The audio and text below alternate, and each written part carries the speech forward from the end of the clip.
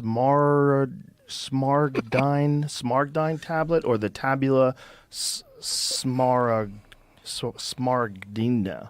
Boy, I fucked that up.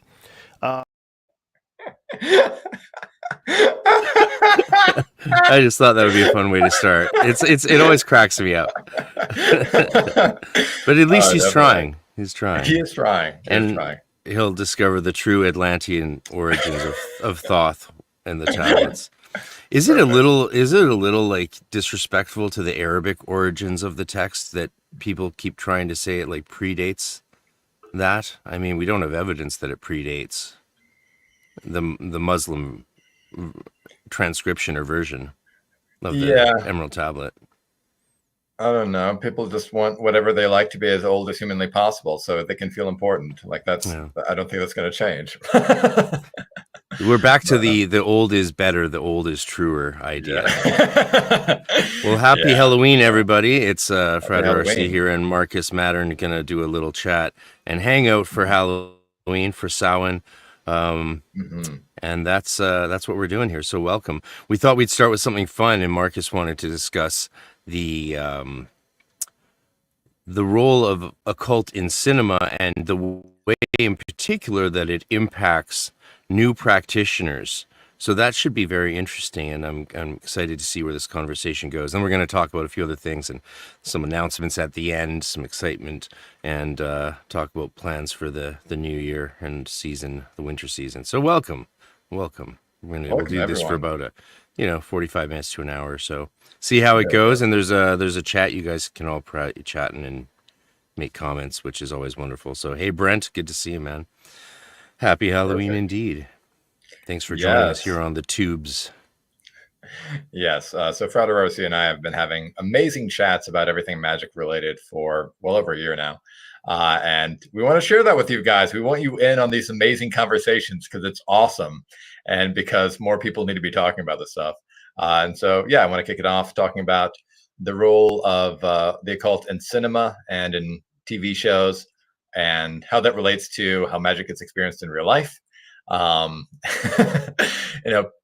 how that creates misconceptions, like people thinking the Abramelin is about having water poured over your head, and other misconceptions that get spread around. But I think there can be some useful things that people pick up from cinema, like the fact that magic can be real, can get results.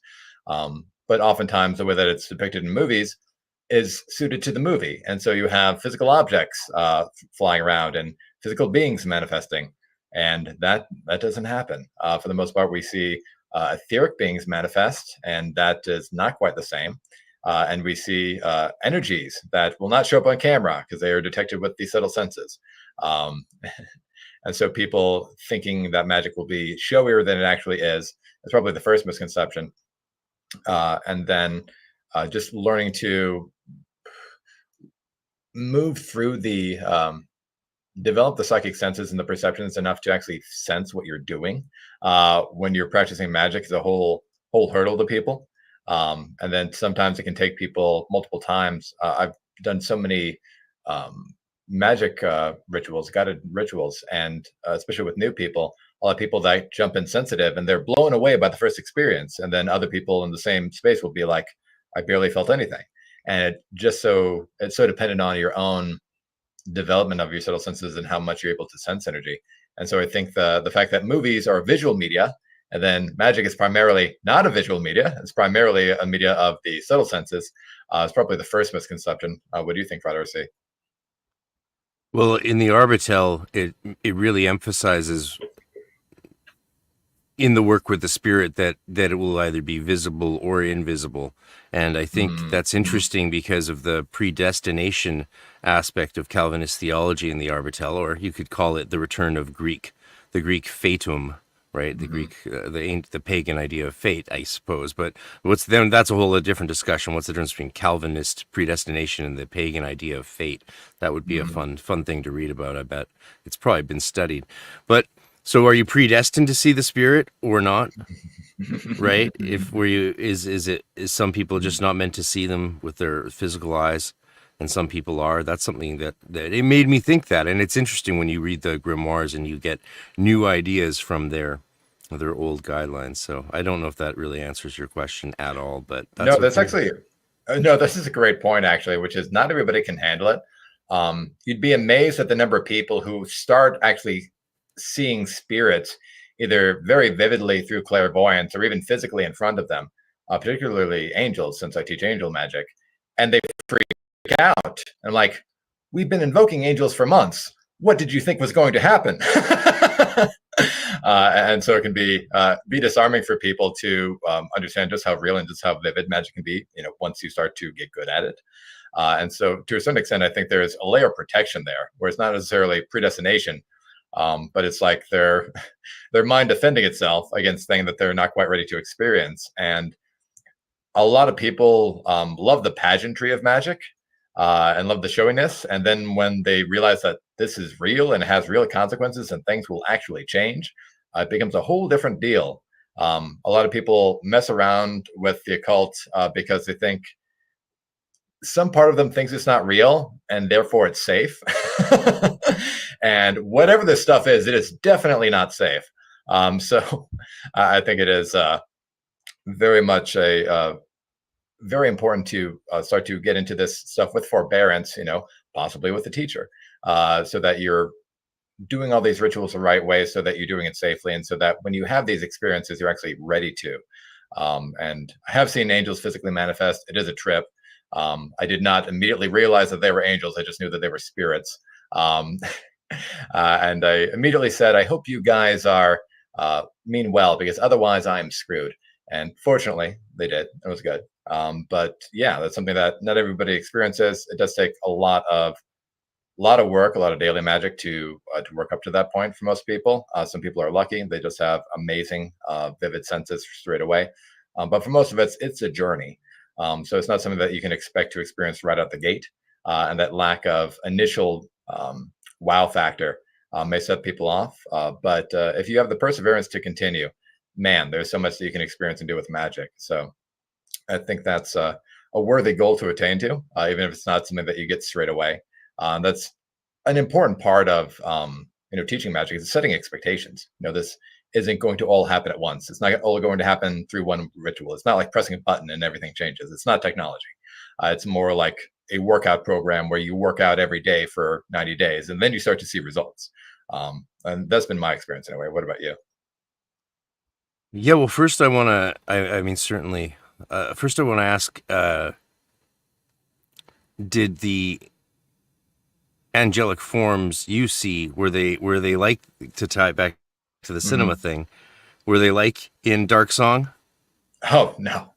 So this is the other thing, is that when I see spirits in real life of any kind, then it looks like smoke. It looks like this dark shape, like a gray shadow that's volumetric and in 3 dimensions.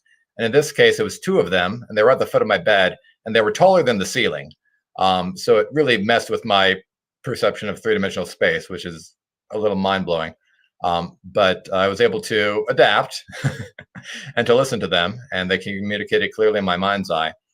And I was able to get all the information that I needed from them. They wanted me to perform a ritual. I worked on the design of rituals so much, and I teach them so much. It was very easy for me to piece together what they wanted me to do.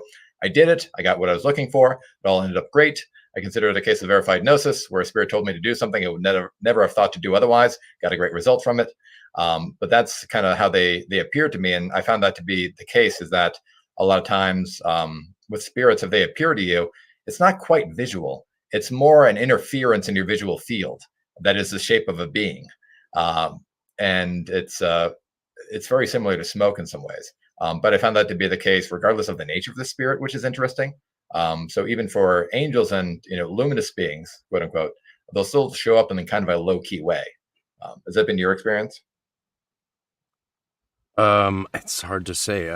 When the spirits are most manifest to me, they usually, and again, I say that with an asterisk. It's usually like auras without bodies. So I'm not even sure that that's calling them manifest, though, in any way. Also, I think it would be wrong to privilege sight over the other senses and Yes. experiences. So the idea that because you can see something or think you see something when you look at it, right, that there's an impression in your mind. Because some people say they see the same thing as someone else in the room. Some people say they don't say see something, but someone else doesn't see something. So those seem like two different Yeah. cases to me, right? Two different things are going on. And I've had both experiences, one where one person can see something, often a scryer, but sometimes just another practitioner in the temple can see something that no one else can see. But I've also had experiences even as early back in my high school Wiccan coven days where we're like, can you see that? It's like, Yeah. yes. What do you see? And then we ask the third person, what do you see there? And they describe it, and we're all seeing the same thing. So those seem to like slightly different things going on. But yeah, I don't think Totally. that visual experience should be taken as the greatest sign of manifestation of spirits, especially since just because you see something or especially catch something out of the corner of your eye, like what kind of experience is that? When I have a truly what I would call manifest experience with an angelic force or form or being, that it's generally arresting and ecstatic, or takes me deep within myself into another place. And that's why I think a lot of the grimoires and reflected in my experience occurs like you do the operation, but then while you're going to sleep, you go into some altered state. This was happening to me like crazy just last night, to the point where I thought I was, is it lucid dreaming or is it being just out of your astral body? So my eyes were fully closed, but I could see the room around me and I could like identify things. And I test that a lot because I'm always very self-skeptical of these things, so I like to blindfold myself and have people hold up how many fingers and tell them how many they're seeing, just so I know I'm not going crazy. So yeah, we have some questions. Let's jump to some questions before we talk more about cinema, because it was Devil's Night last night, and I did watch The Crow. I showed it to with my mother. She hadn't seen it in years either, so it was it really does. They call it an unfinished masterpiece, but somehow it still became a masterpiece. So they got around the death of Brandon Lee in a really fascinating way when you think about it. Here's a question. This is from Medaka's blog. On this point, do you think that magic is happening on a greater scale, but we are unable to perceive it? Yes. I think we could perceive it well in our culture today. The warring factions of belief and spiritual ascesis. Yeah. What is the quote? Reality marks a line in the sand where two warring shamans fought to a standstill. And you can see a lot of that if you develop those abilities. But we're native to the physical plane, and so this is the plane that we see most easily. But other spirits are native to other planes, and so they see those corresponding planes most easily, and they have a harder time seeing the material plane. It's just a matter of perspective. But I feel like all of these things are happening at all times, which is why it's good to have friends. It's really useful to work with spirits to get insight, so that they can bring your attention to things that you would otherwise not notice. And so if you have friends, beings of other planes of reality that can perceive these subtle energies a lot better than you can, that's one of the best ways to get around it. And so developing those relationships with spirits is incredibly valuable. But yeah, I believe that these energies are always going on around us. I believe that physical manifestation is the final stage in that process. There are this continuously descending scale of subtle energies, and then it all cashes out as material reality. And this is the point at which we have the least amount of control. And if we can start to influence the subtler levels of the etheric plane, the astral plane, and so on, then we can exert way more influence than we can once everything is fully manifest. Does that make sense? Yeah. Brent Edwards said something I think is really excellent. He said, I have seen spirits in the form of Predators movie cloaking. Yeah, so that's Brent, you tied in a movie reference beautifully to something that I think is actually the best description I've ever heard of what I see, which is when I see an aura without a body, as I called it in my earliest teenage diaries. That is the effect, right? Especially when it moves, but there is. Yeah, it's so interesting, and what's always interesting about these moments is they stay in my memory, whereas a lot of other imaginings or experiences of working with my imagination might be a more ephemeral and come and go. So that was really excellent. And yeah, shout out to Totally. Predator. Yeah. Another great Yeah. film from a bygone age. Medicus blog asks, how would you describe the types of magic manifestations of ceremonial ritualists such as Aleister Crowley? Aleister Crowley. Aleister Crowley. The types of magic manifestations of ceremony. That's one way to say it. you have I'm proud of figure out. that's one choice of words. No diss there. Hmm. Yeah, Yeah. I'll let So you take that one perfect. because I'm a Yeah. nice So guy. of course. Yeah. So uh, it's hard to say the types of manifestation because that assumes that there is an objective thing that everybody will perceive equally, and that's absolutely not the case. I think you made a great point, Fred Arcia, with kind of the visual bias that we have when it comes to talking about mystical experience. I mean, the fact that visualization is the word we use for imagining something's there, and the fact that it doesn't have to be visual. It can be something that you feel, clairtangence, or it can be something that you hear, clairaudience, or something that you smell, clairolfactance.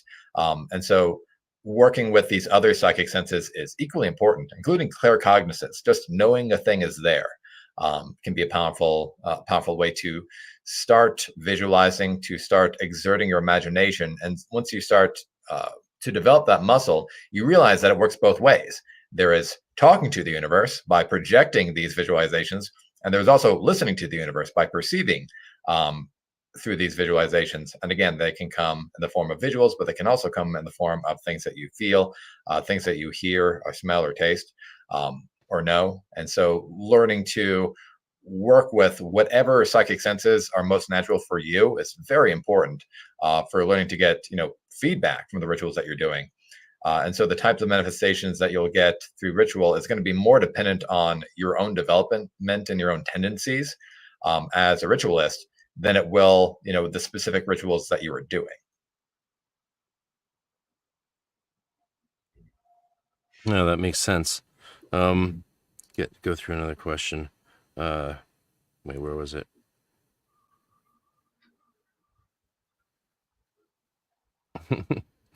uh, I'll give you this one in the meantime. Can you read that? You want to read that? Oh yeah, I like that one. So daily practice for the past year or so has consisted of the LRP, LRH, MP, microcosmic orbit, devotion to certain saints, Mary and Oíche. What are some lesser known practical exercises I can do daily? Oh, great question. So lesser known practical exercises, prayer. If you get into grimoire magic, it's a lot of praying your ass off. So if you find one or two psalms that you resonate with, saying those in the morning and the evening is a great way to exercise your connection to divinity on a daily basis along certain lines. All of the angels of the Shem HaMephrash have associated psalms, and so that's a great place to start. Start with Vahuya if you'd like to.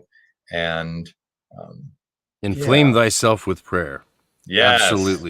Absolutely. And there's lots of theories as to why that is effective and used in magic, but the theories are really less important than the practice itself. Here's a thing I want to address. So this is an important question that I think should always be addressed these days so that we don't end up going down the wrong hand path. Medicus again says, most right-hand paths seem to describe higher integrations as a blur, yet right-hand path are very visceral. Well, first off, there's no such thing as right-hand path practitioners in the Western tradition whatsoever. The whole idea of left-hand path practitioners is a new thing in the Western tradition that we've imported from the East. So where I've come to after greatly discussing this for dozens of hours, as you all know, on the podcast, and really diving into this deeply, talking with everyone from what's her public name? Nora. I forget her public name, but Nora. She's the LHP lady. Anima Nora. Yeah. Talking with her, talking with Dr. Puka, who just put out a fabulous course on the left-hand path traditions.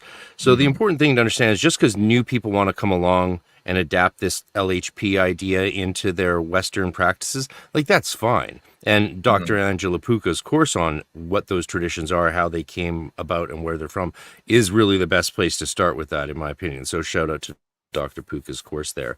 But just because a bunch of people in the modern times come along and start creating this false divide between right-hand path and left-hand path, just because you call yourself LHP or interpret the Western corpus of tradition and magic and alchemy and theurgy into two paths doesn't mean that the rest of us are now right-hand path. So you can call yourself left-hand path and section off only a tiny segment of the Western mystery traditions and call that your thing. But the rest of us are still doing all of it.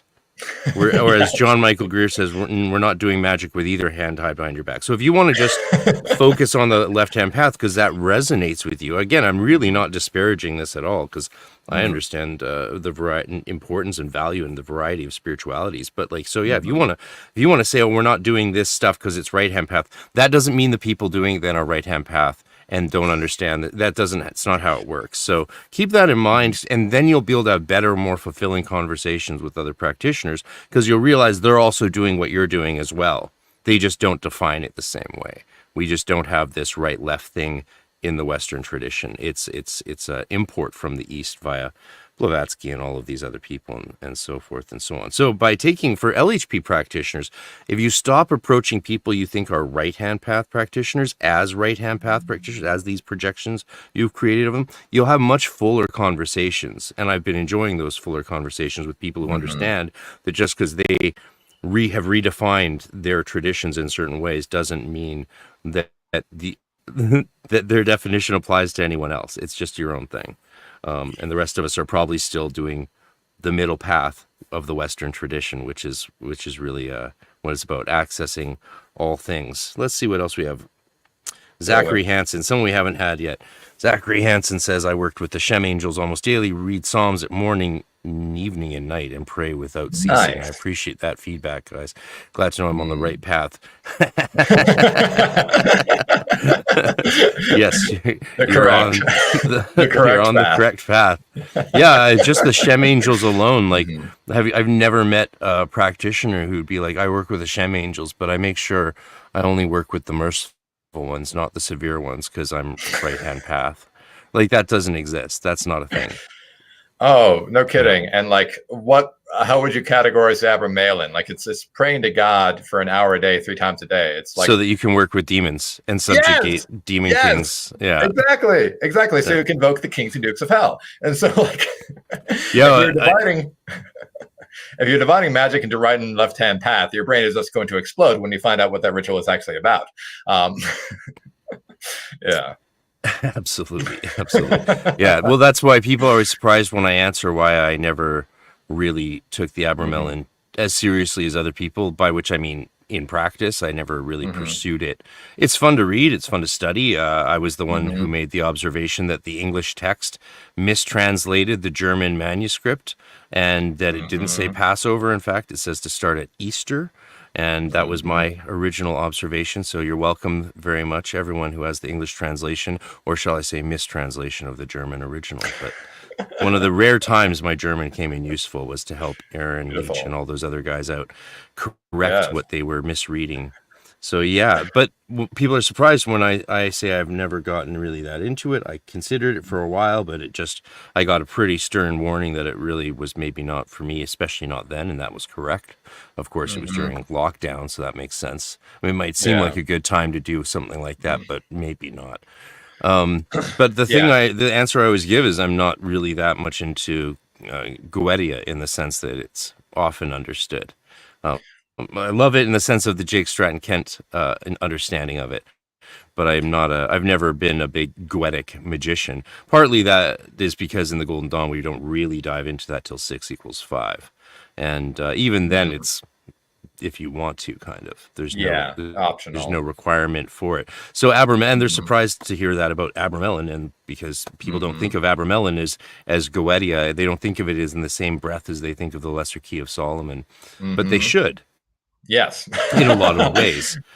unless you're claiming that the HGA in the Abramelin is somehow the highest of all HGAs and the true self, which I don't think anyone is actually making that claim. So really it's just another grimoire with another approach that is really interesting and very Lutheran, actually, right? Very Lutheran in its approach.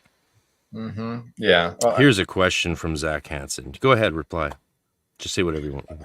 Oh, I was going to say it can be a dangerous ritual just because if you can fail or succeed in magic, and not everybody appreciates that. So if you somehow fail to invoke your holy guardian angel or evoke them or make contact with them, and then you perform the convocation and that works, then you can be in trouble because you have all of these kings and dukes of hell and no real power to bind them with.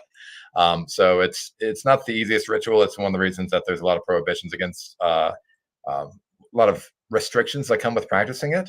And why I highly recommend that people find a teacher like Aaron Leach rather than doing it from a book. But it is a phenomenal ritual if you can complete it. I have it was an interview on my channel with my friend Bruno, who completed the Abramelin successfully and had an absolutely delightful and amazing and life-changing experience. So I think it's a fantastic ritual if you feel called to perform it, but there's plenty of valid reasons for choosing a different path. But I did kind of run over the question. What was the question you had on screen, Frater? The question on screen is, what has fasting done for us? Oh, so fasting and Magically. a number of other magical spiritual journey. Prohibitions of things you can't do because you're doing this ritual. It's just to heighten your energy above the material level and towards the spiritual level. That's a double-edged sword, because if you're super dualistic and you think everything material is bad and everything spiritual is good, you're going to blast off and not be able to cope with material existence. And that's not going to be great. And so it's good to have grounding practices and things that reconnect you to Earth after a certain point.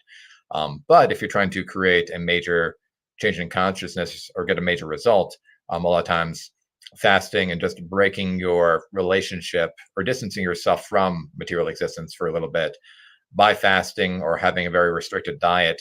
I performed the Sword of Moses, in which you only get to drink water and eat plain bread, for 3 days. That's an interesting exercise in asceticism, and I found that to be a very crucial element of the ritual, is having that prohibition on what you can eat and drink in order to attune yourself to the energies of the ritual and really just block out distractions. And so we don't think how much of the historically extravagant food we eat is a distraction from everything else that we're doing.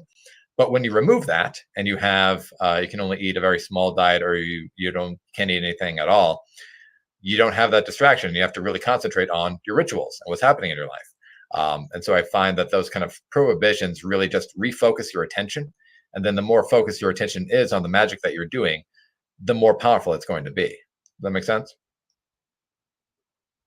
Yeah.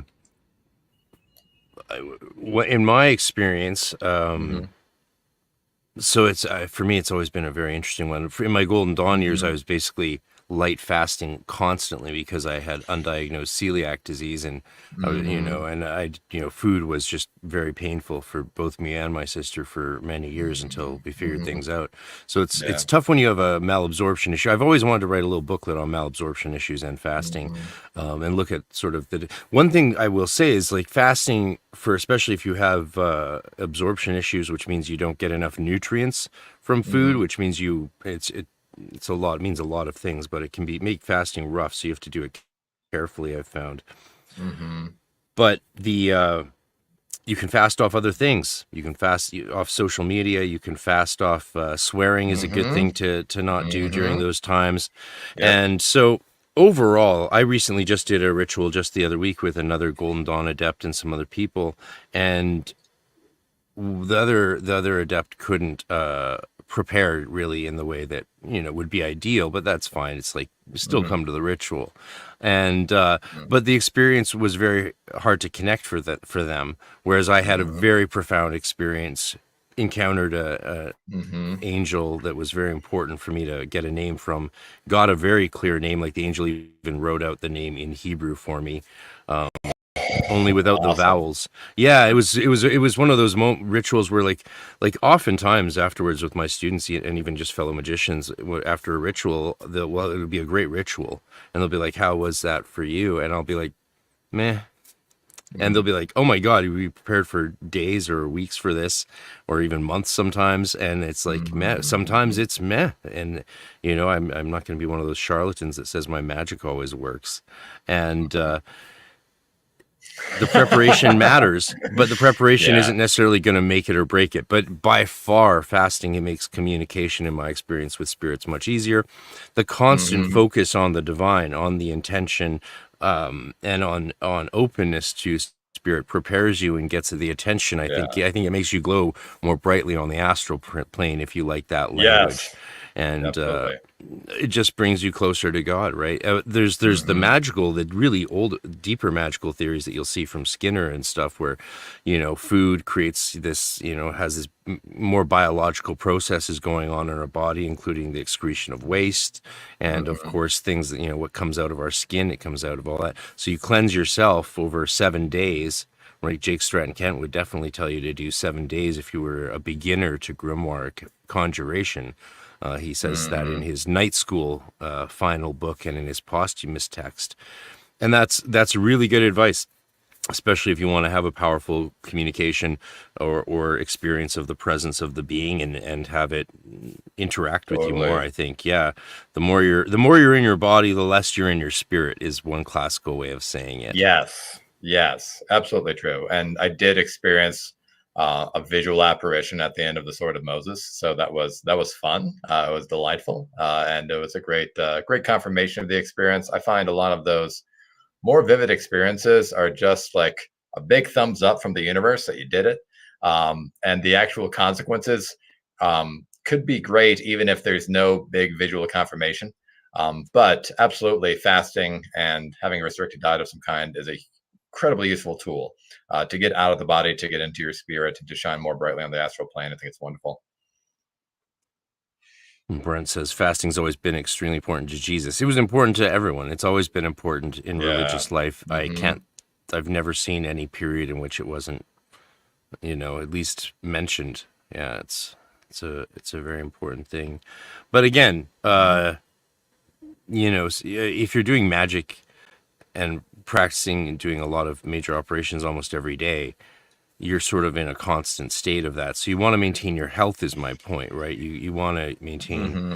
make sure you're eating healthy things. I do a lot of I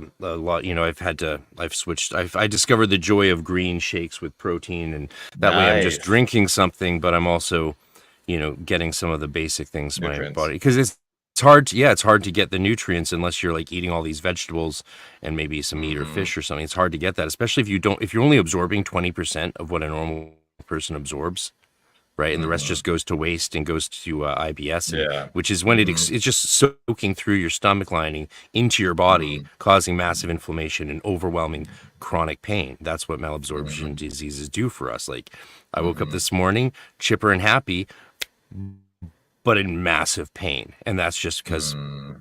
I'm a human being who eats food, and the food does my body can't handle it in general.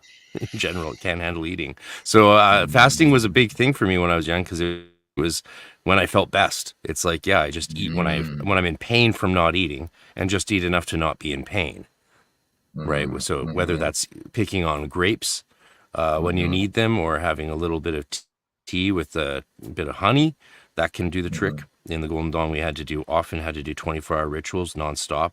That was a very common Wow. thing. Several times a year, I would have to do that, and it doesn't matter what you're doing, you have to go do that, and with other people often, if Mhm. ideally. And so, yeah, Mhm. you're fasting, you're not eating that whole time, and you're ideally not Mhm. eating before that. But you gotta maintain your health as well, because the glory of God is every creature fully alive. And you can't be Yeah, fully alive if you're grabbing your stomach in bed. I don't totally. think And that's it's fully alive. no.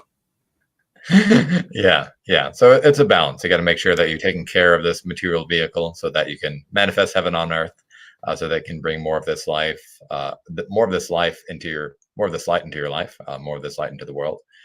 So eating stuff to ground yourself, and to other things to connect with your physical existence go outside, touch grass, have material experiences, not just spiritual experiences.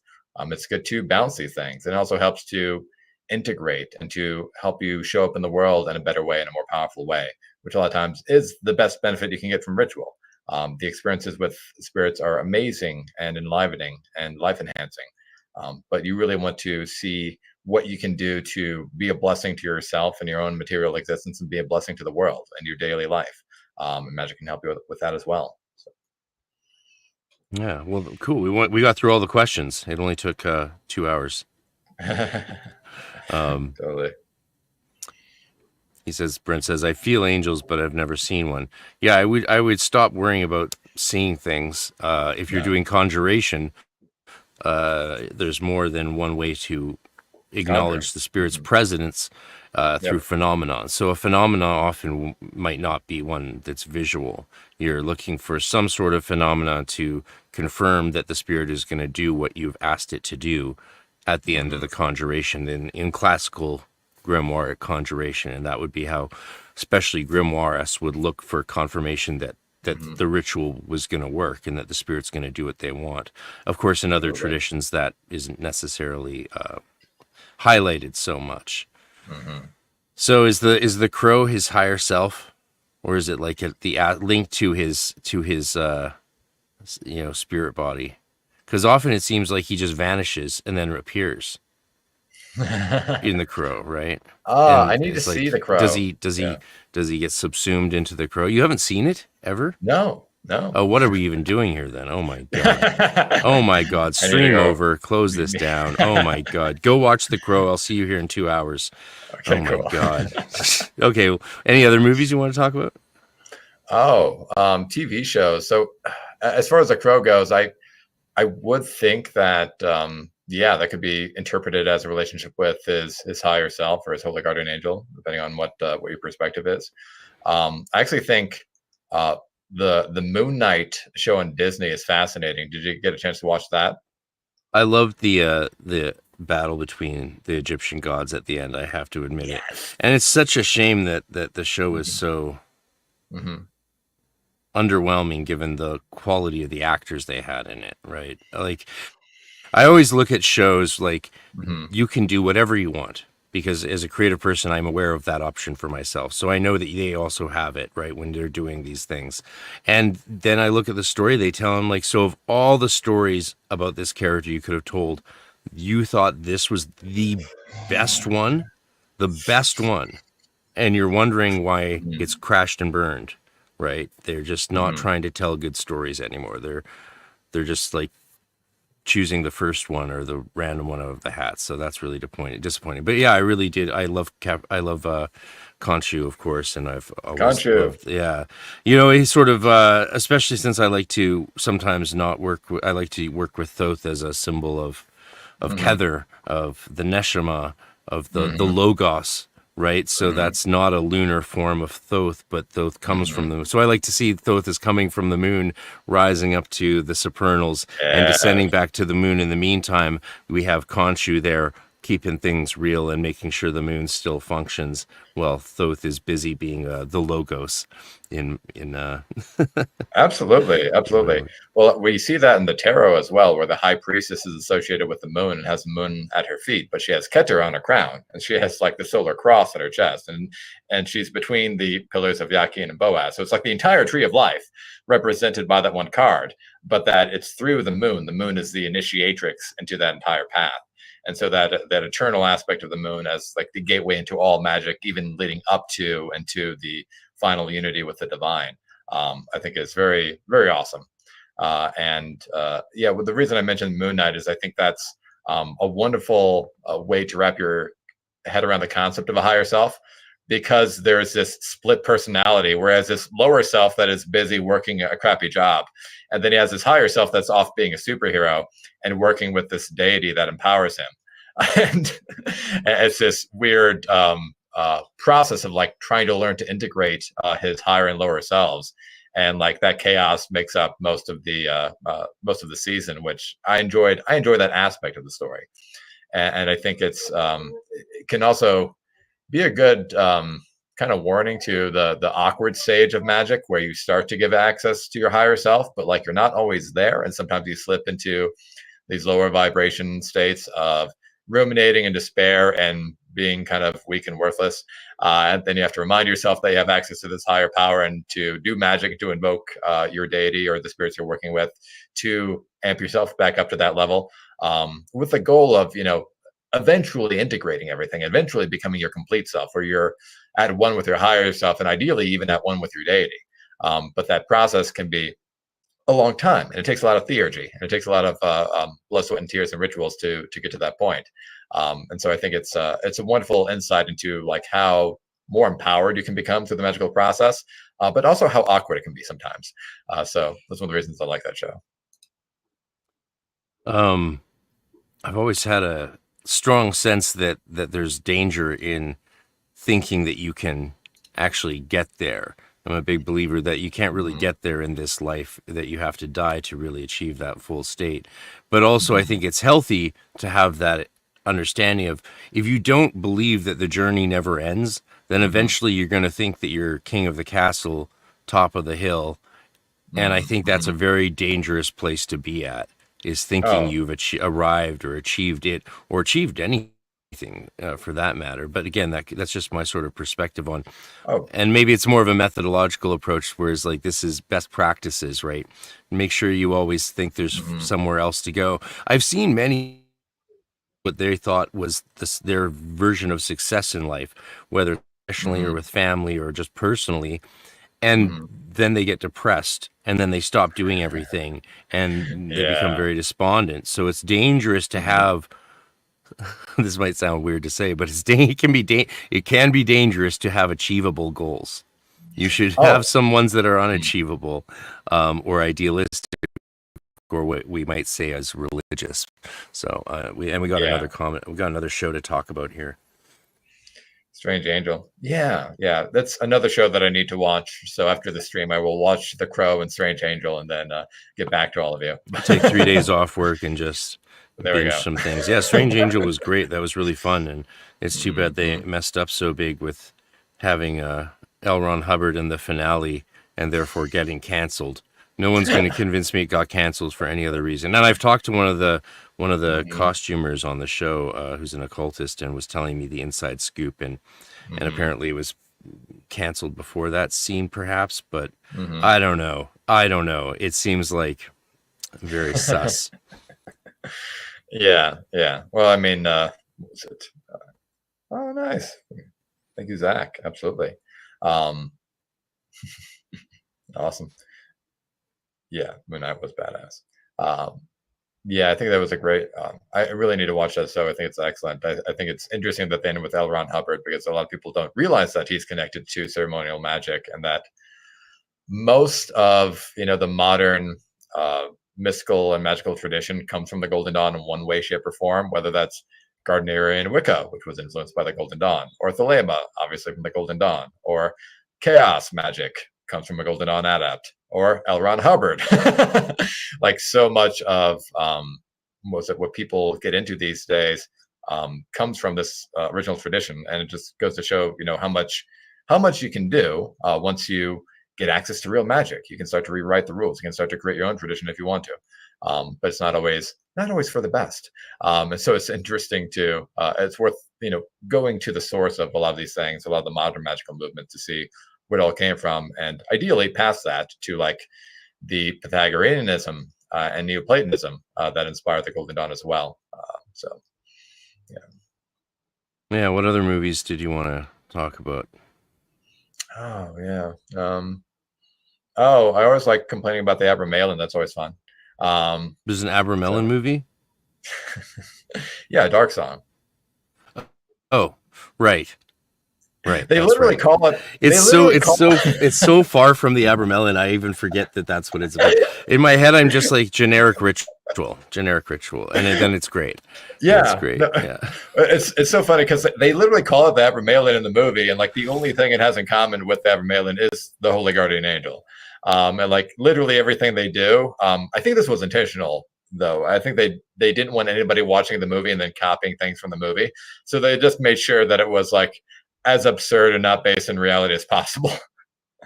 And also they wanted to make it more cinematic, so they just videotaping somebody praying 3 times a day is not going to do the same. Not going to get you the same return.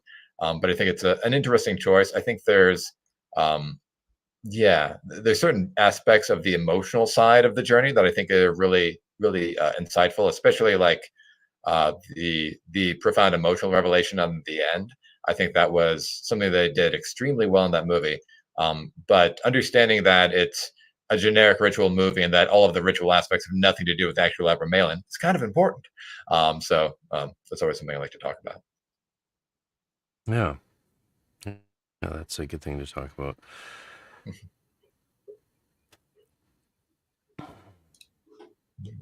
Just check. All right. So we got a little bit. Do you have a little more time to talk? Do you have a hard out here at 4? No, not exactly. Not. Your hesitation tells me everything I need to know. Yeah. No, I just want to see. Are there any other topics we want to cover? Well, I mean, yeah, I guess other topics. We sort of already transitioned well into certain magical issues that are interesting. Any Samhain specific kind of questions? Yes, we've both seen The Holy Mountain by Jodorowsky, I'm sure. Jodorowsky. I actually stopped halfway through because I thought it was kind of gross. It is an intentionally gross movie, but did you see the ending? No. Oh, okay. No. Yeah, the ending was interesting. It wasn't as good as Original Angel. That's another really great TV show. That's what was it? Very weird. I wouldn't call it. I don't know. There's somewhat the dances that they do, I guess, can possibly be called ritual. They certainly do them like rituals. They certainly do them like obsessively to the point of like they're sweating and they're in tears and their bodies are giving out. So yeah, I think Original Angel might qualify under that heading. But they have similar endings.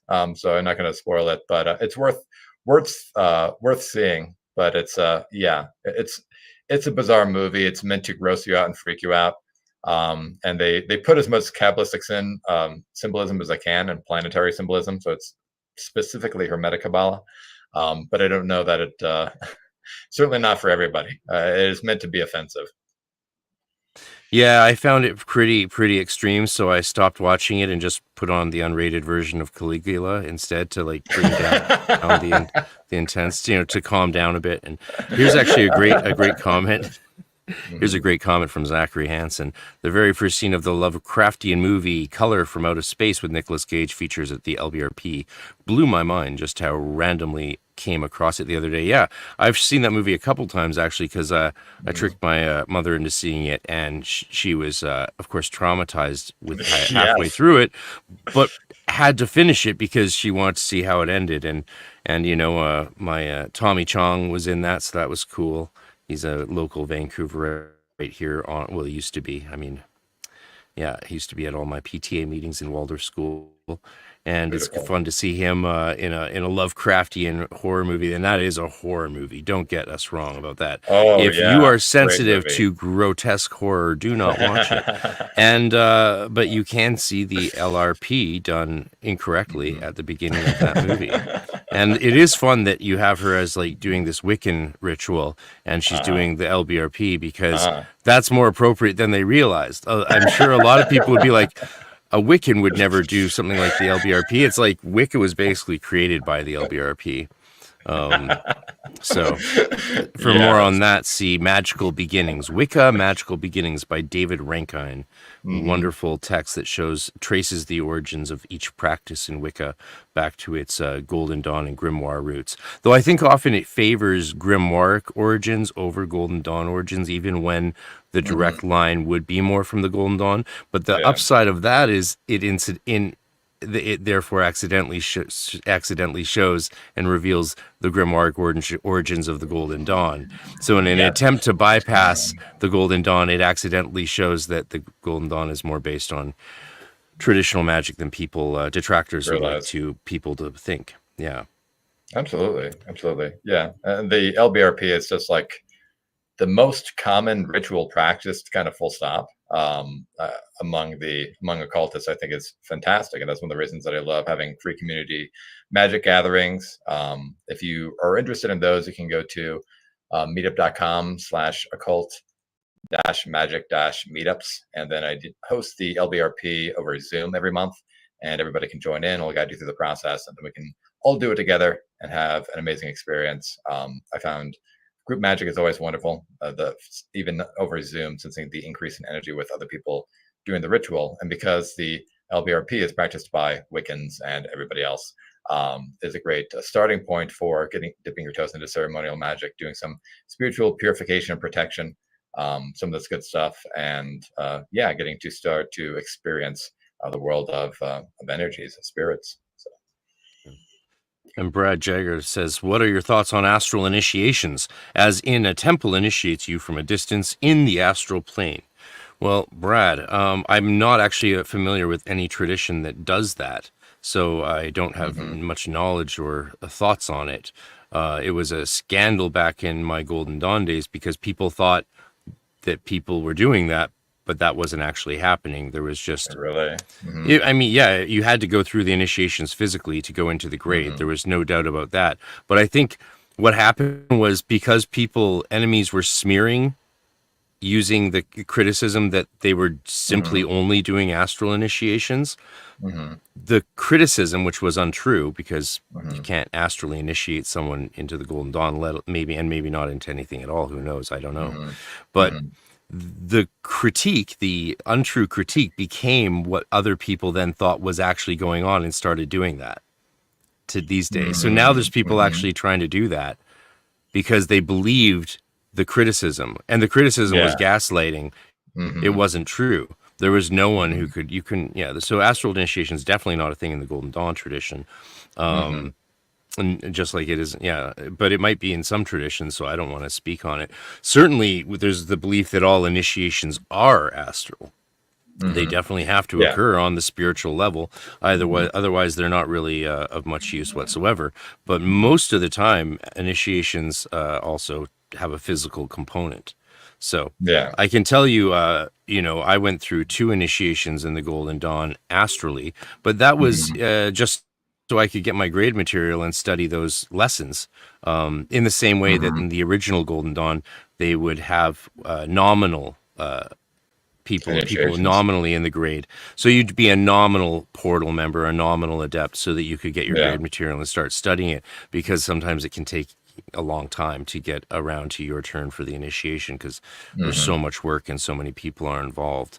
So but I didn't, and you can look at my diary entries from those astral placeholder initiations, and they're as underwhelming as can be. And one time I was given the wrong date, so I wrote my experience thinking I'd had an experience, but it wasn't much. And then when I got the correct date, I did it again, and it was about the same. So my diaries would argue that it's not really real. And if you want to say, oh, well, maybe you're just not sensitive enough, or you weren't in the right state, well, that was definitely my forte back then, was being, if something was going on, I would sense it generally. And so I can't, again, I can tell you my experience, but those were the things I was best at experiencing. So if there was potential for a more profound experience, honestly, I believe I would have had it, because I was, I was at a young age. I never had drunk, never had smoked, never had done anything really sinful at all. And I, ate a very rigid, sparse diet, took very good care of myself as best I could, given the diseases I had or didn't know I had. And the experiences were almost nothing. And as soon as I had the physical initiations shortly thereafter, holy cow, was it profound.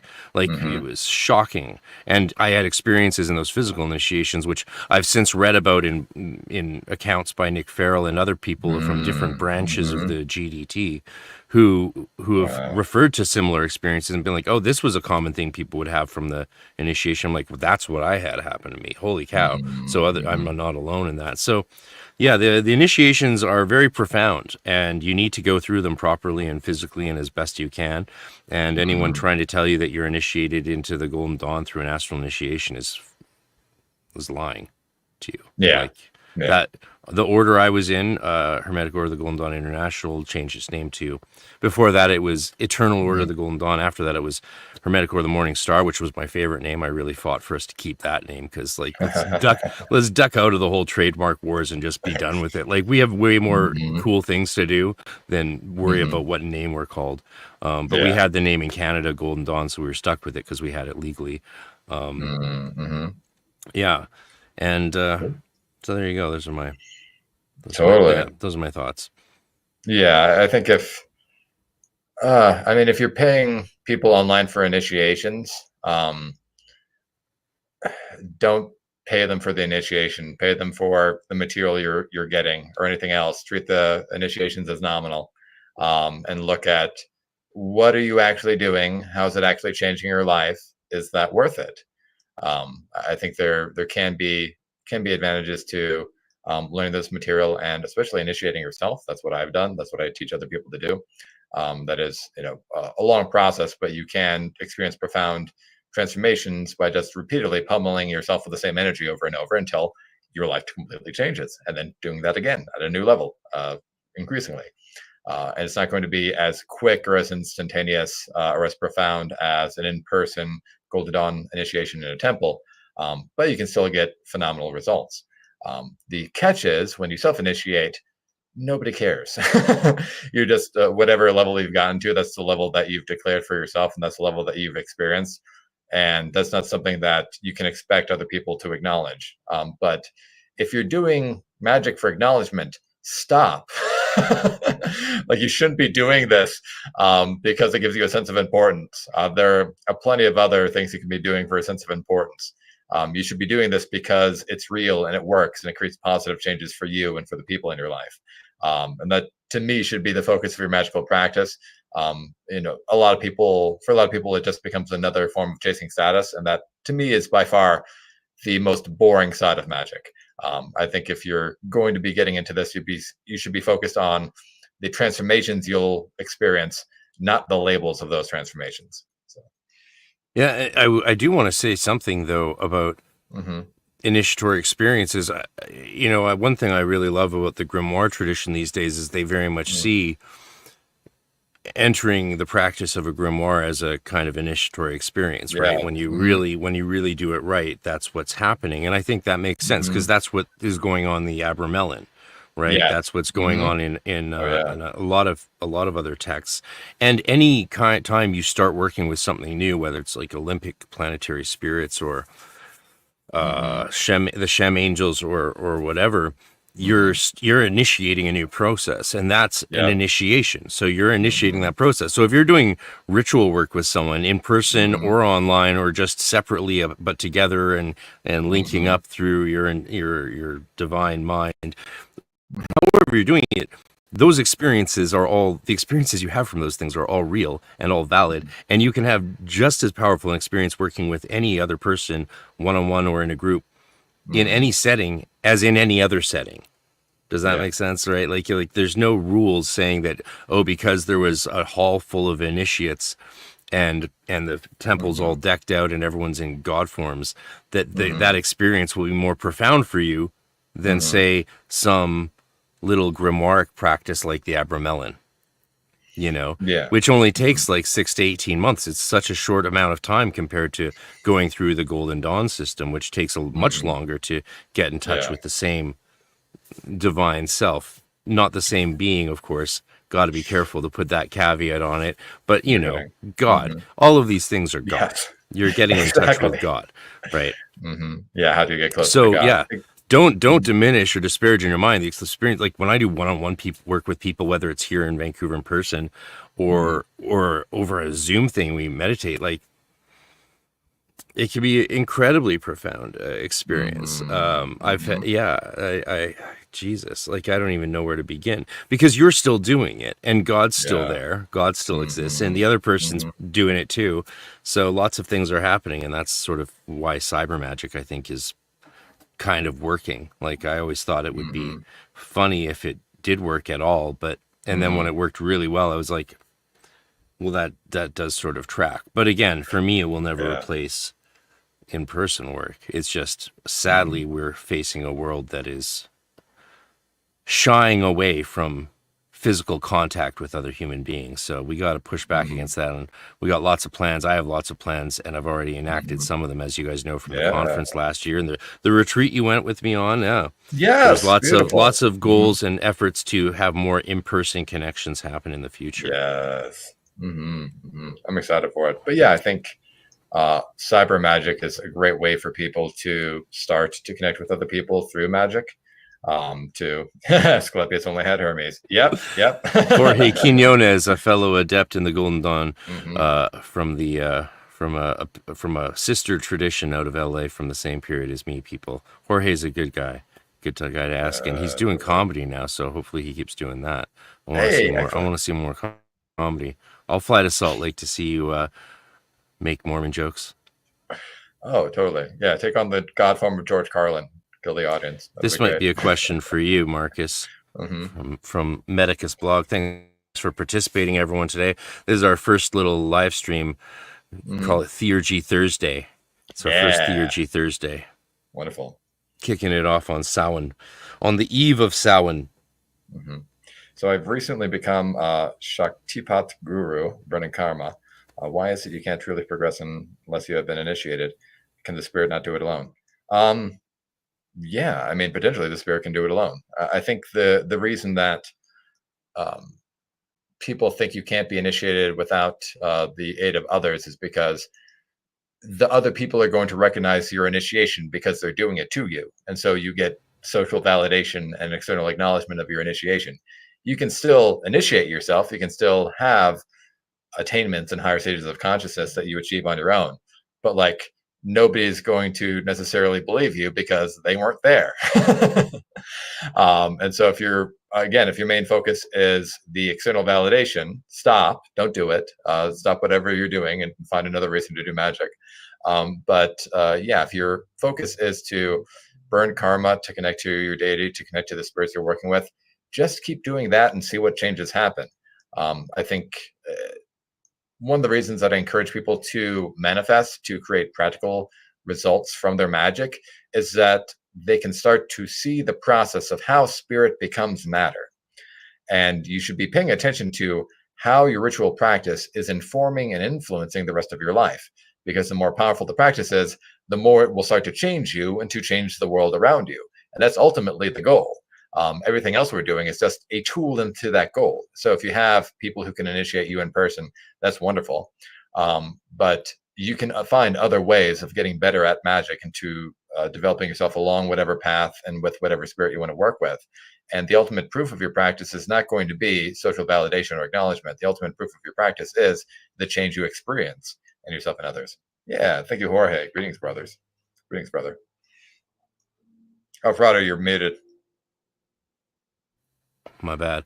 If for some reason we should get Jorge on here. If not today, then on another Thursday, drop a link in for him to join us.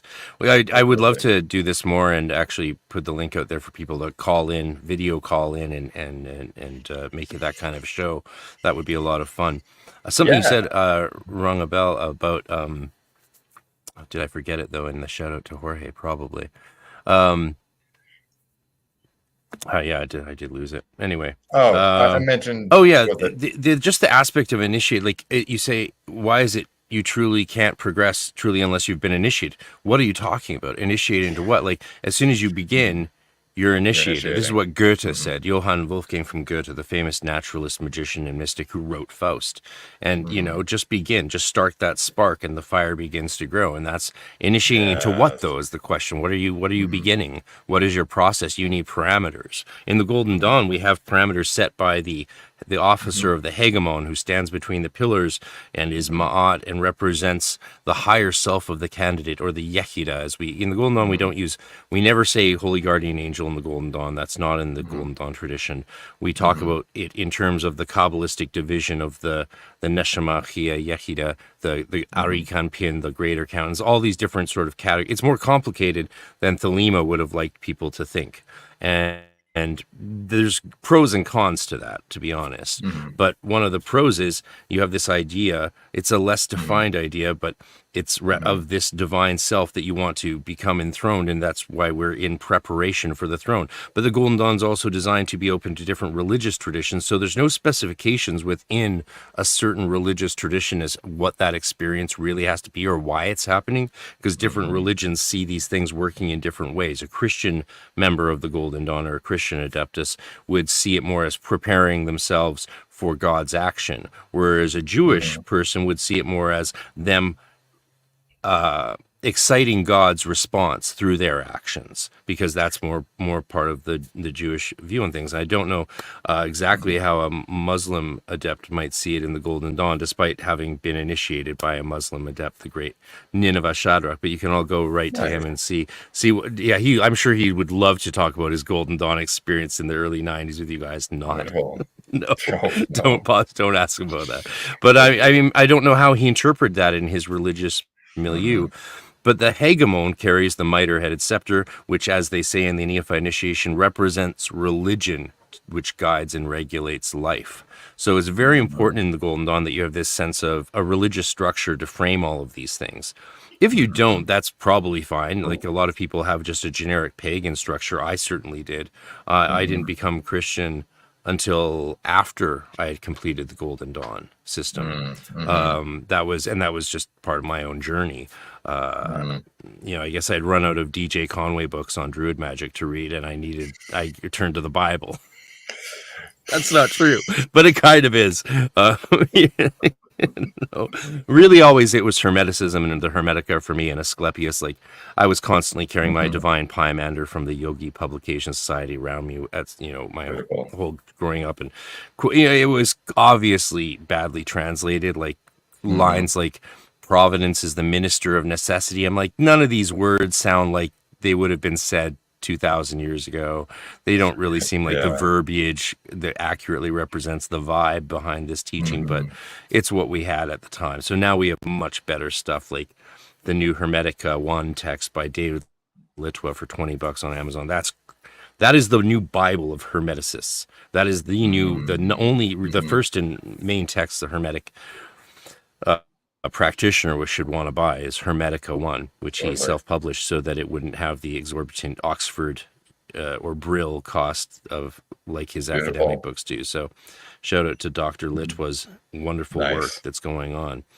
There was another question I wanted to get to. Yeah, so anyway, there's my little rant on what are the parameters?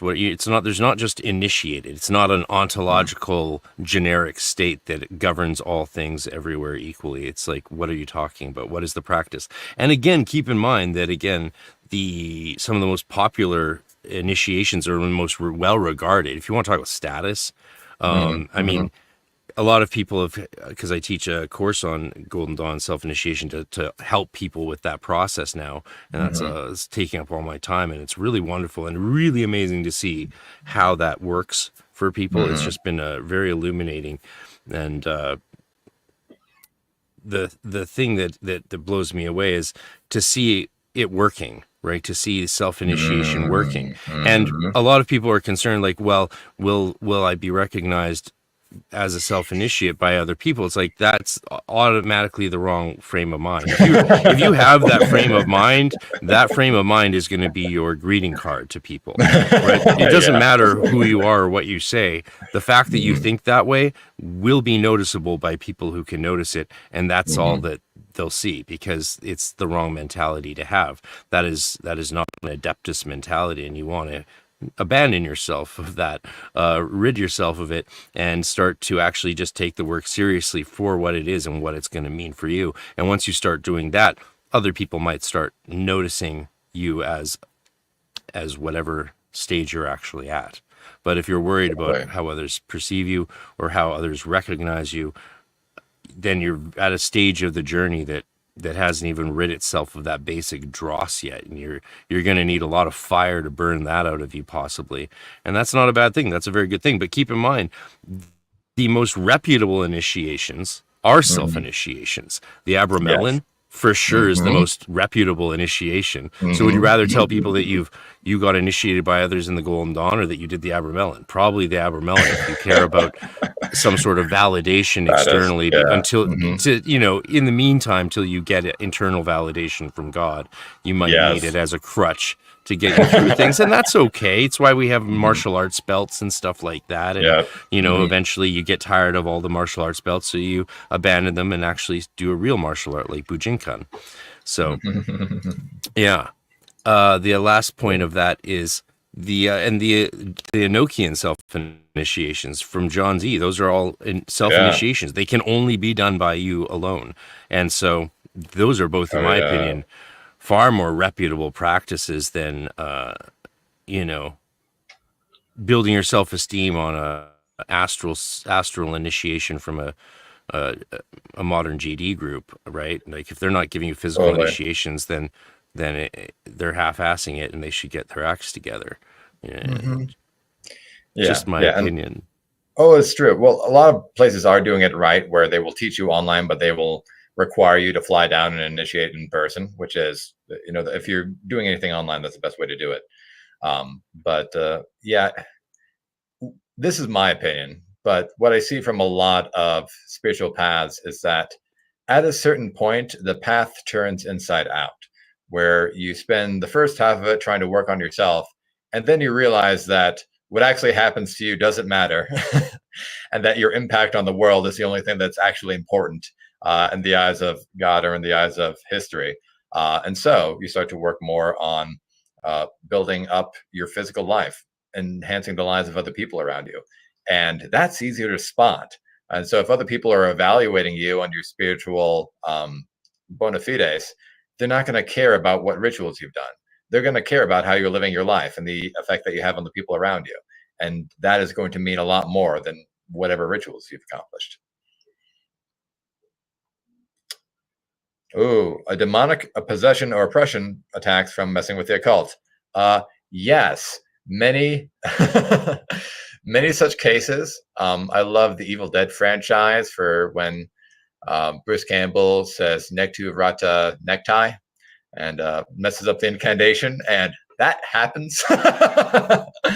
And if you happen to be working with demons or any other adversarial spirits, and you do not do the instructions correctly, or sometimes even if you do, but you are dumb, and the spirit knows they can mess with you, or you have weak willpower and the stuff you're doing is not effective, you can get severely messed up, because then you're inviting this thing to your life, and while you thought you would be able to bind and control it, instead the reverse has happened.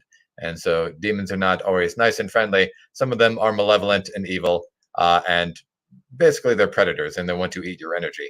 So I know a lot of people think that demons are friendly and kind and everything these days, but I'm not buying it. I'm not going for it. I think angels are more safer to work with. If you can work with angels, maybe you can handle yourself around demons. Um, some people can handle themselves around demons. There are a lot of people who can't and are just messing themselves up. So yeah, you can totally mess yourself up, especially if you invoking with spicier spirits. You can mess yourself up with any spirit, angels included. Again, like the idea of the angels being Hmm. fluffy and nice, and demons being nasty and dark is just wrong completely. So if I disagree. well, it's historically the case, right? Because a lot of the demons listed as demons are angels. So therefore, Hmm. it's just that's the way it is. Like the catalogs of demons are filled with angels, and a lot of angels are seen as demons by other people. So clearly, the experiences, there's no dividing line between those experiences. There's not these dark demons below and these angels above, and they have these two distinct natures. The history of magic testifies against that. Not to mention modern day practitioners' experiences, right? Like Samael is listed as a demon, but it's an angel of Mars. It's an archangel of Mars. So which is Hmm. it, right? That would be my only thing about that. And also a Yeah. lot of chthonic spirits, they seem like demons, but they're more like fairies in So, my so this is where I experience. disagree. Is there a difference between chthonic spirits and celestial spirits? Because that to me is the difference between demons and angels. Yeah, I think that's the fairest categorization if you're using those dualistic frames. I just don't think Yeah. the dualistic framework makes any sense when you compare it to the experience of modern practitioners, and it certainly doesn't hold up in any historical context, except for unless you are taking very small and brief subsections of the tradition, like the Ars Goetia, and saying like, no, these demons are demons, and anything listed in the as demons here are not angels. But you can't say that because it would contradict everything else. So it just doesn't really hold up in the historical record. And again, modern practitioners overwhelmingly have the experience of some angels seeming more like demons and some demons seeming more like angels. I think a lot of it might have to do with the person or the way they communicate. And then there's the well-known problem of having, demons, spirits of the air, which are not chthonic, right? Most demons are generally seen as spirits of the air. And Jake Stratton Kent, I think it was, who really describes how demons went from being underworld spirits into spirits of the air historically as time went on, which tells you right there, just that fact that progression can happen denies the dualistic frame of interpretation, because otherwise they would stay where they're at and they wouldn't move to this other category. But they can move to these other categories because they're transcategorical spirits is the only explanation. Otherwise, Well, the alternative explanation is that the same name is not always the same spirit. And so this is a disagreement I get into, which is there can be multiple people named Michael. They're not all the same person. There can be multiple spirits named anything in the book. They're not necessarily the same spirit. And so if you're talking about a demon of the air and a demon that's chthonic, I'd argue they're different spirits, even if you're using the same name. The energy that you're drawing upon defines the character of the spirit. This is something that Nick Farrell talks about in Helios Unbound, that there are these rays, these fundamental forces, and then what we experience as spirits is actually the masks that these forces put on to interact with humanity. And so they are not substantial people in the way that we can consider ourselves and each other substantial people. They are representations of these cosmic and chthonic forces of consciousness that are assuming forms in order to interact with us or accomplish tasks, but they're not necessarily people in the way that we consider ourselves to be people. And so to me, the forces on which spirit is drawing are primary, and then their identity is absolutely secondary. It's literally just a mask. Yeah, one thing you all have to look forward to is Marcus and I, who have been talking every Thursday for well over a year now, we don't actually have all the same opinions on things. So the last thing you're going to get here is an echo chamber. And we debate the metaphysics of these things often, especially in contrast to our experience and the experience of others. So that's always fun. And often if we don't respond to the other's differing point of view, it's not because we're agreeing or disagreeing with it. It's just we don't mind there being different points of view, and it's fun to hold those views in tension with each other, because sometimes you might have an experience that makes you go, oh my god, I don't even know how to understand this, and then you're like, oh well, it would make sense from this perspective, damn it. Oh well, maybe I have to change my interpretation of things here, but obviously I think you're wrong on that one, but that's fine. That's okay. No, that's all right. That's all right. No, I think it's fine to agree to disagree. And yeah, if you're debating, either you'll be proven right or you'll learn something, or you'll disagree to disagree. So, and I don't actually think you're wrong. I just think understanding exists differently on different levels. So for a great example of that, of course, is psychedelics, where your understanding of reality changes. And you're like, oh, I don't think about reality in the same way in this state of being. So I think after death, in spirit realms, we won't see things the way we see them. And so I'm always hesitant of interpretations that are the byproduct of incarnation.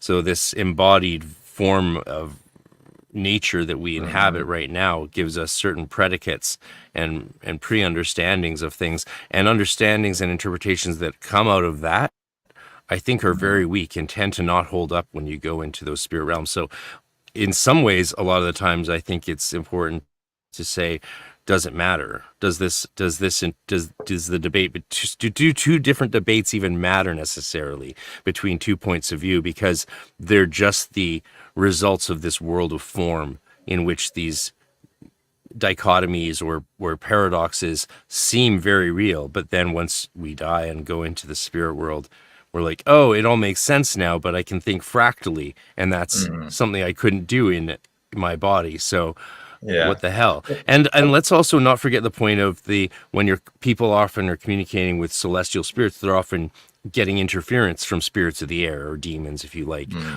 pretending to be those spirits. So one thing important to watch out as a magician is, are you talking to the spirit you think you're talking Yes. to?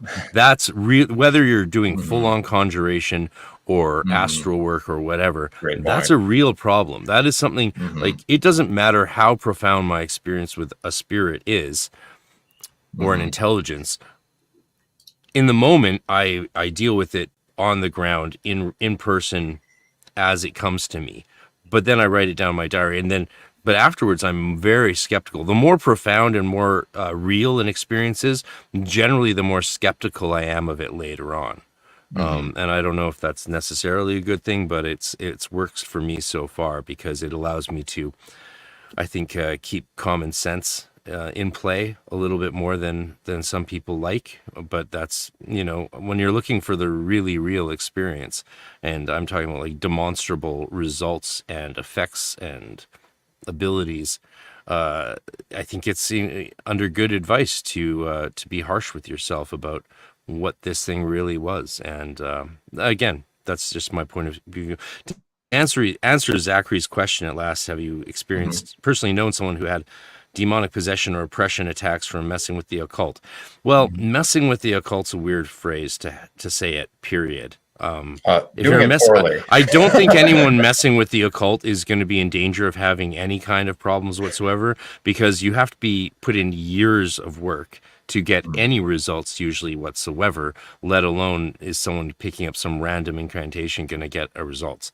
They might luck out. Beginner's luck is a thing, and the spirits sometimes certain spirits do take interest. A lot of spirits actually do.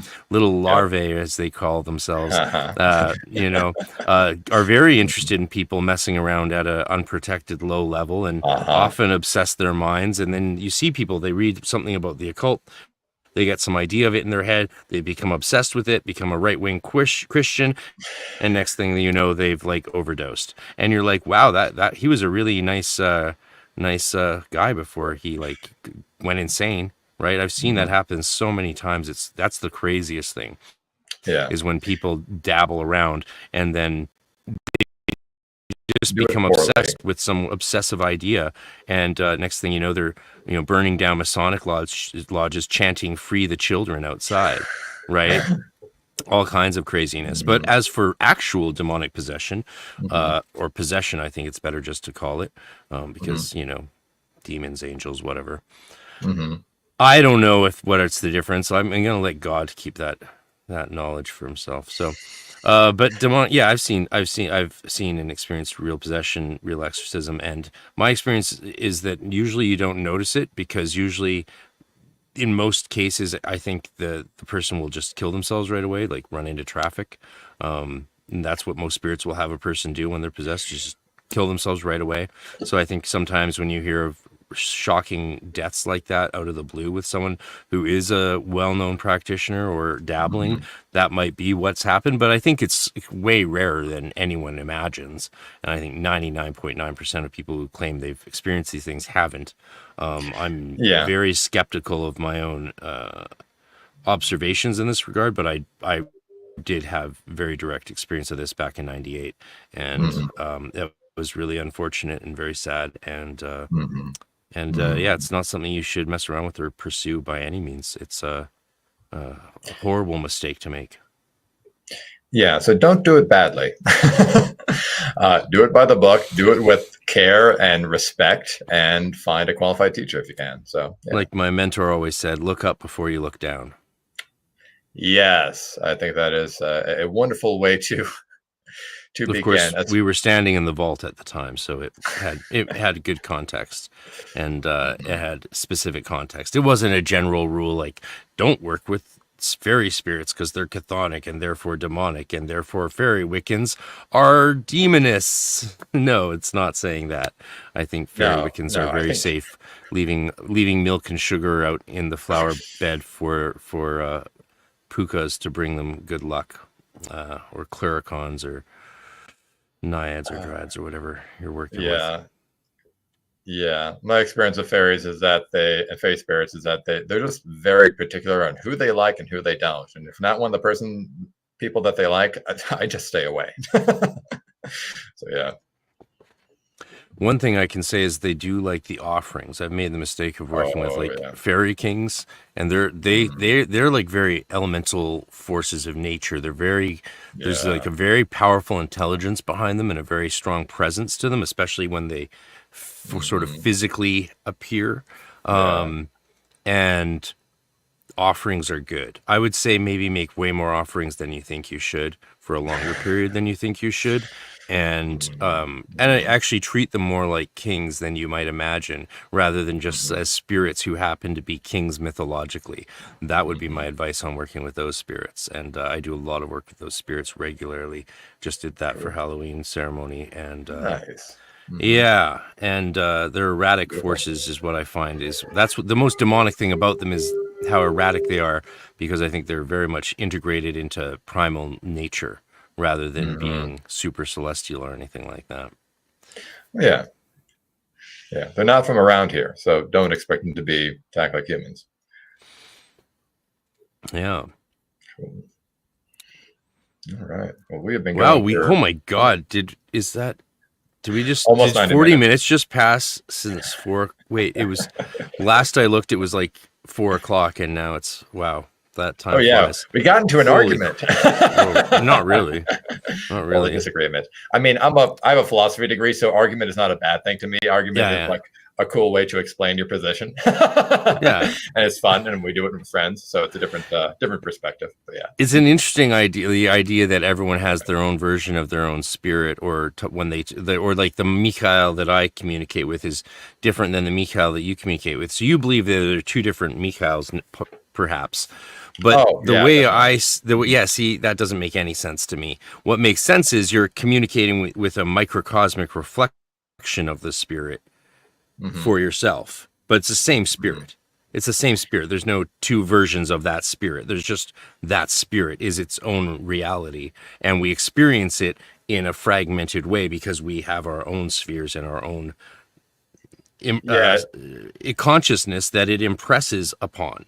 Right. So because it impresses differently and is interpreted differently by two different people doesn't mean that there's two of it, would be my argument. And again, I'm not saying you're wrong. I just disagree with you. So we can let that be. It works. People should be exposed to the different forms of interpretation of these things so that they have some understanding of what is common, what's a common experience, and where there's maybe of how people can have the same experience but just understand it differently, but it doesn't really make that much of a difference, and so there's no need getting our panties in a bunch over it. I mean, to me, like Gabriel of Water and Gabriel of the Moon are two different people named Gabe. Really? Those are different angels for you? Oh my God. Yeah, we come from very different traditions in that regard. They're related, but they're fundamentally different. And so to me, it's a matter of what map you're using that best explains your experience, and just find one that works for you and stick to it. I really just want everyone to find what they need to help them shine. That can be different traditions, different philosophies, different metaphysics, whatever it is. If it works for you, fantastic. If it doesn't work for you, change it. That's the best advice I can possibly give. So. Absolutely. And you should experiment. Like chaos magic, I think, is right on point when it talks about experimenting with different paradigms and paradigm switching. That really isn't a chaos magic thing. That's just a human thing. And it's good advice. You should think about things from different perspectives and see if you can find explanations that make more sense given your experience. And here's an interesting one from Zachary Hansen. Mainly by occult, I was referring to Guedia and ceremonial magic. Well, Guedia is ceremonial magic in its grimoire form, unless you go the JSK route. The recent exorcist on the Sean Ryan podcast brought up some caution and discernment to mind, heart. Yes, that's very vague. Brought up some caution and discernment to mind, heart. I don't know really what you mean by that, so I'm not sure how to respond, but I can tell you that, if it's one of the Catholic exorcists, I mean, they have they literally are not able to interpret things based on their experience. They have to interpret things based on Roman Catholic dogma. They have no choice on that. So if it's a Roman Catholic priest exorcist, you got to sort of understand their understanding to see in it anything that might be interpreted as real. You have to filter out their dogma to because they have language and ways of seeing it that they're required to use. And that doesn't mean that they're not dealing with an actual possession. I just most of the time obviously they have a lot of tests in place to make sure, like the person has to go to therapy for like a year first, right? When someone comes to you and they're like, "Oh, I'm possessed." No, they're not. No, they're not. They're not possessed. 99% of the time they might be possessed by some obsessing thought, or like you can interpret like mental illness as spirit possession. You can do that. It was the ancient way to see mental illness. So that's okay, I suppose, if you look at it from that perspective. Even magic can be helpful with dealing with mental illness. Yeah, and it's important to distinguish possession from obsession. Like in cases of actual possession, spirits tend to be bad at having human bodies. And so speaking incoherently, not being able to function as a human, possibly getting themselves killed, as you were talking about, those are all things that could happen during a possession. What's far more common is obsession, which is just negative spiritual influence, which everybody knows about somebody in their lives that had negative influence from another human being and then became a worse person. The same is true of spirits. They can make you a worse person if they're a bad spirit and they push you in a bad direction. And so that discernment of who are you working with and what kind of person are they making you into is very important. I mean, the test I give people for spirits comes from Jesus. By their fruits ye shall know them. If working with the spirit makes your life better, keep doing it. If working with the spirit makes your life worse, stop. Banish that spirit. Get rid of them. Fire them. Get a new spirit. I think that's probably the best advice I can give for working with any tradition. I'm just imagining a cartoon where it's like the holy guardian angels. It's like, hey, I need to see you in my office. The HGA goes in. It's like, we're gonna have to let you go. This isn't working out. I know we had a good run with the Abramelin tradition, but it's time to go Enochian. And the Lutheran, it's the Lutheranism of, it's just, we got to go Anglican. We got to go high church Anglican now. So we're going Enochian. If that doesn't work out, Fairy Wicca, HGA gets fired. That would be a fun cartoon for, what's her name to do? The cartoonist, Molly Wally. Molly Wally should do a Holy Guardian Angel getting fired scene. Hilarious. The spirit doesn't, you don't serve me anymore. Well, maybe you should serve me. Maybe you should serve God and stop worrying about what I'm going to do for you. What are you going to do for God? Yeah, I don't know. I think that can be a trap. If you're only being asked to sacrifice and if you're not getting what you need to sustain yourself in return, that's a scam. And that can be the true if it's coming from a human as well. So pay attention. You should be nourished and empowered in the ways that allow you to serve. So yeah, it's a two-way street. Yeah, absolutely. We've got through. We have no more questions, right? Oh, we just got one. Yeah, I'd like to wrap up. We've been going for 90 minutes now. Yeah, I thought we were okay. Amazing. We'll do this. Is the last question we'll do. Right, that's cool. Zachary's response. We should let him respond. This was exactly my intuition was telling me about his testimony as a Catholic exorcist. I really appreciate it. You're welcome. Everyone's very welcome, and thank you everyone for being here. Wow, we got actually quite a lot of people watching us right now, which is wonderful. This is the most we've had all stream. It's like I can see why the kids do it for like 12 hours all day and wonder why their lives fall apart even though they're rich. So I mean, I think the Catholic and clergy exorcists often do a fine job helping people, especially who think they're possessed but aren't. And in the rare cases of possession, the thing that upsets me about these people, and we'll end with a little Exorcist commentary, we'll end on a high note for the movies. The Exorcist, classic Halloween movie, classic spooky movie, there we go. right? The thing about all of the phenomena you see in that movie is you hear about it in real life from these exorcists, but the Catholic Church doesn't allow these things to be filmed, which in my opinion is the biggest cop-out of all time. Whenever I think I can do something or think I can show it to someone, I generally do. to everyone and anyone I can and who I meet, especially when when magicians and adepts get together. Generally, we show each other what we're made of, what we can do. And that goes for filming as well. If people are saying that they're seeing things that they could be filmed, have them film it. If people tell me that there's, like, I've had a lot of friends in my life who say that things fly around their house all the time, and they refuse to film it without exception. They've always, on principle, refused to film it. And it's just like, okay, that's cool, whatever. I'm not going to worry about it at all, but I'm also not going to believe you. I'm not going to believe you for a second, not for a second. Because if I ever saw anything move around my house, there'd be trail cams up the wazoo around this place to catch anything. Because, sure, no, you can't put it online and have anyone believe you it's real. Obviously, they'll always think it's fake. That's why you can't demonstrate stuff online. You can't demonstrate, telekinesis with dowsing rods online, because no one will believe it. You can't do any of that stuff online. No one will believe it, especially with AI. But in real life, you can. And it's very surprising when you see people demonstrate things, because they're also experiencing how you're doing it. You're often telling them how you're doing it, what you're experiencing, and then it's replicable. If it's not replicable, then something else is, who knows? Well, that's very interesting in and of itself, right? So that's my thoughts on the Roman Catholics refusing to, people are always floating around the room. They're always, all they have to do is film it once, and they instantly would get double the size of their converts. They'd get another billion members converting to, just like if anyone actually went out into the street and levitated, and they were like, yes, you could do this too, just become vegan and worship Hare Krishna. Guess what would happen? You'd get, do you know how many people do you think would become vegans worshiping Hare Krishna if the Hare Krishna started floating around the streets and being like, this is all it took? Okay, my counter to that is, what was it? Jesus went around performing literal miracles. He got a lot of people very fast, and then he was betrayed by his friends and tortured to death by the state. So I don't think it's always necessarily safe to break the laws of physics. And that may be one of the reasons people want to keep a lid on this stuff. But